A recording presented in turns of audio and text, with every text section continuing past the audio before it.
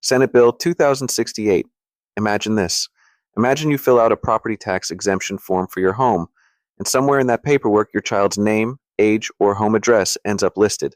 Later, someone files a public records request, and you realize that information might not have been clearly protected. What the bill says it does.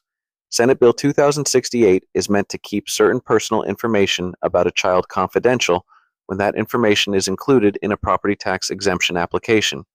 It treats that child information more like other sensitive personal details that appraisal districts already have to protect. What it actually does? This bill tells appraisal districts they cannot publicly release a child's name, age, home address, or home phone number if that information was provided on an exemption form. This means families get more privacy, while public access to that narrow category of information gets reduced. It does not change tax rates, property values, or who qualifies for an exemption. Who benefits? Families with children, property owners submitting exemption applications, appraisal districts that want clearer privacy rules. Who pays the price?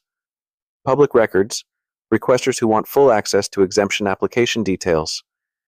Anyone who believes all information in these filings should remain publicly available. Why it matters.